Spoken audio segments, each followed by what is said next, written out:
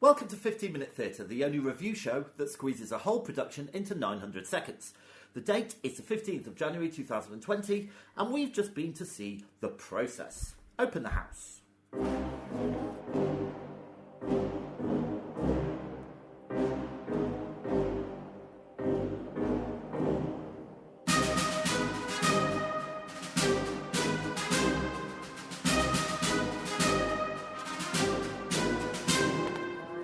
Hello, Vicky. Hello, Jake. I like how quickly you read that front bit. Like, this is how we do it so quickly because you just speak real quickly. Yeah, I'm a quick speaker. Yeah. How are you? Not very well. No, I know you're not. No. So just to pre-apologise to the listeners if I'm not too perky. Oh, I'm sure you'll be perky enough. Yeah, let's hope so. Hopefully this review will cheer you up a little bit. Oh, I do hope so. So shall I tell you a little bit about The Process? Sure. Okay. So it was written by Sarah Beatty, or Beddy. Let's say Beddy. It was directed by Sarah Beddy. Designer was Mayu Tricatori. I think. Notable actors: Catherine Bailey, Ralph Boygard, George Ege. Oh gosh. This is great. William Grint, Erin Siobhan Hutchings, and Jean Claire. It's at the Bunker Theatre until the 1st of February, so I'm afraid it's finished. We've been a bit lax, haven't we, about doing our reviews? We've been quite busy, I should say. We have been very busy, unfortunately. Anyway, and it runs for an hour and a half, and it had no interval. Vicky, could you give us a synopsis? So let me go back in time with my memory, which is like a goldfish.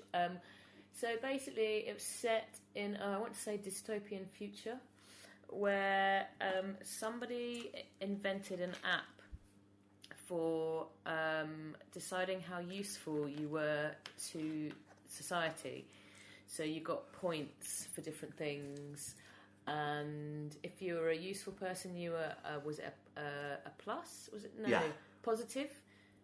And if you were, and then if you weren't useful to society, you became a negative, a zero. And then when you became a null, less than that, I think. Yeah. Then you got put into detention centre. A nulltion centre. Yeah. So you had to. You basically, if you were homeless, or there were some other categories, you were immediately a null. Yeah. And we obviously have to mention it was a deaf piece of theatre. Yeah, so it had So it had some deaf actors in it, and there was a lot of everything had sign language. Everything was signed, and not everything. Not everything, but like in pretty much every scene there was some sign language. Yeah, and they quite cleverly translated it. There wasn't just someone translating the sign language. Yeah. So sometimes you just understand one half of the conversation. Yeah, but they say if someone was having a conversation with someone who was signing, they would sort of be like, oh right, so what am I talking about? Oh, I'm talking about this. So you'd always get what it was all about. Right, so let's get to the nuts of this. Yeah. I loved it. I thought it was brilliant. In fact, I went to see it again. I took my team from work because I work for a theatre company for people with learning disabilities. Yeah. And I took the staff team because I wanted them to see what it was like to create a piece of theatre for a group, a minority group, if you like, of people. And I thought the way they told the story and the issues they raised in a funny way, but also a serious way, was amazing. Yeah, it was good. So the lady who invented the app was deaf. Yes, she was brilliant. Because she initially was like a really high positive, or plus or whatever it was. She had lots of privileges, like she could always have a translator. Yeah. But then some things happened, and she fell from grace basically, and they took away all her points. And then because she had no points, she wasn't allowed a translator anymore. And so she was trying to communicate with people who couldn't understand her. And it became more and more frustrating and difficult. And it was a real tragic story for her. And she was wonderful to watch, I thought. She was absolutely incredible. Yeah. And her son was also deaf. And he got put in a detention centre. They sort of basically got stitched up, didn't they? Yeah. And she was the only person who just played one character throughout the whole thing. Yeah. Everybody else, it was an ensemble piece, so everybody else played a range of characters. Yeah. You know, I thought it was a very talented cast, really, but it was good. There were maybe a couple of people that weren't so strong. Yeah, but you know, the story moved on at a pace. I thought the individual scenes were, you know, there was a bit with where she goes to see a middle class family who the guy's a lawyer, and she's doing dinner parties all the time, isn't she? And, and they just said some really very funny lines.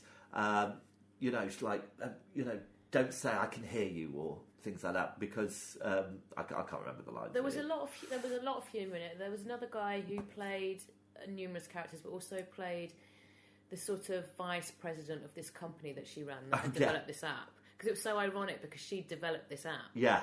And then she became a victim of it. Yeah. I'm not sure if that worked for me, really. I thought that was a little bit too close. She developed the app that was, you know, bringing the whole thing down, but... But the VP of this company that she worked with, he was really funny as well. Yeah. But I know every character he played was sort of the same. Yeah, but he had a good stage presence. Because it was funny, it was all right. Yeah. Very powerful ending, I thought, as well. Yeah. You know, it really built to a crescendo, and, you know, using kind of a soundscape and then not a soundscape, if you know what I mean. Yeah. So, it was just this kind of quite disturbing white noise, wasn't it? Yeah. And, you know, good representation of, you know, maybe how deaf people might perceive the world around them. Yeah.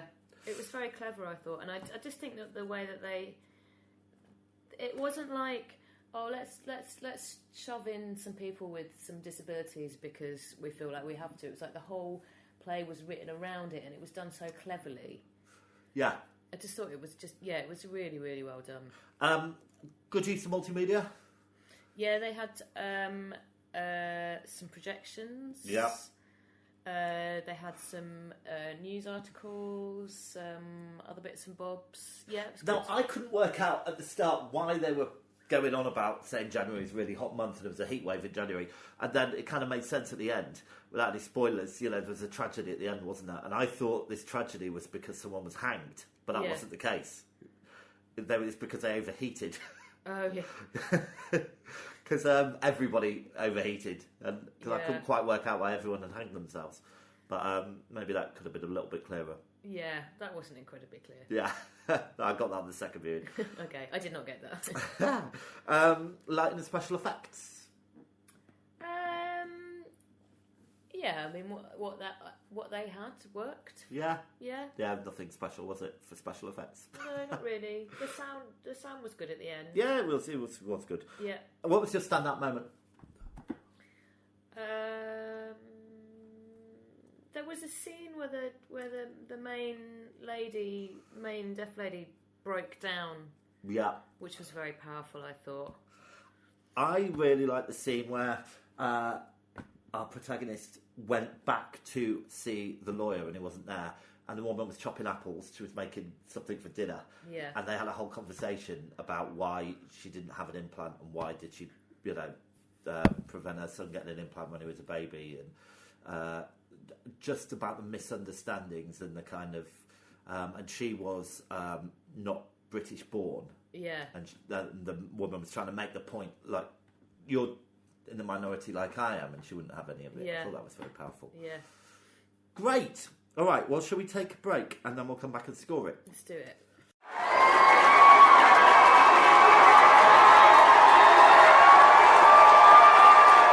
Audience antics. Okay, well, I was a little bit disgruntled before we went in to watch the performance. Why were you disgruntled? Well, we went for... we got a little drink at the theatre bar. Yeah. Which we don't always do we? No, we quite often don't. No, we quite often don't.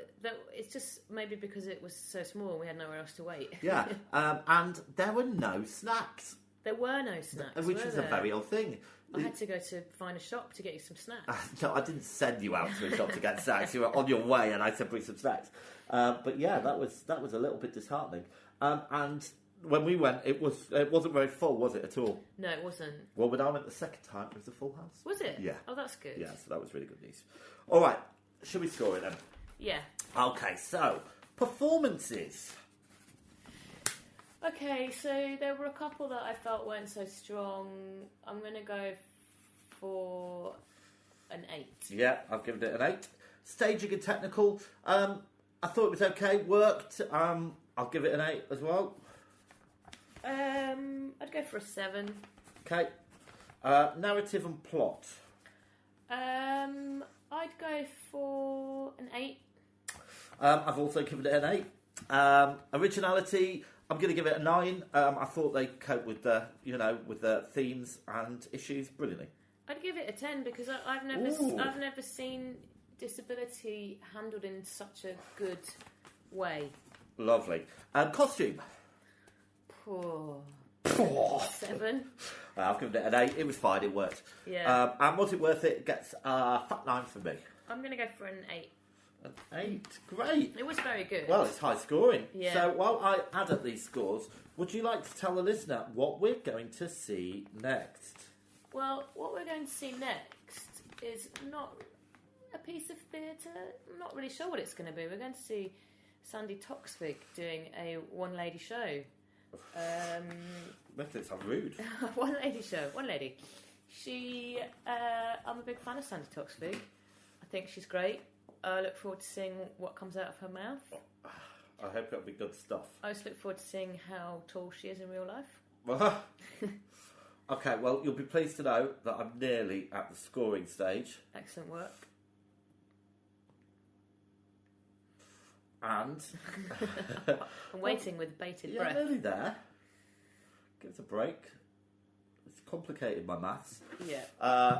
Okay, it gets a star rating of 4.1, and it places it at the top of our leaderboard. Oh, because we started again, We haven't we? have. So we've got a new leader, which is great. That's nice, isn't it? Yeah, that's good. Well, it was really good, and it's a shame it didn't have a bit of a longer run, and it's a shame that the Bunker Theatre's closing down as well. Yeah, It's a great venue. Yeah, I've been to see a few things there, and I've really enjoyed every one. So that is a shame. We need small theatres like this for people to be able to develop work. Absolutely, yeah, and I thought it was a perfect venue. Yeah, what really a good. shame. All right then, well listen, you get yourself better for our next Tattery Thanks Beach. very much. I feel like I might be quite similar. Might be quite the same. Anyway, a bit like Vicky, her curtain's down, her theatre is dark, and that was 15-minute theatre. Good night. Good night.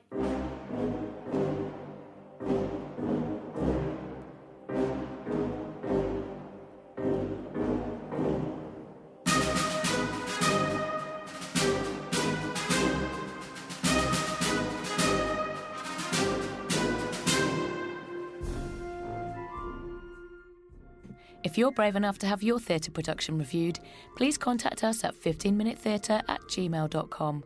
Find us on Twitter and please rate and review us on iTunes. Thanks for listening.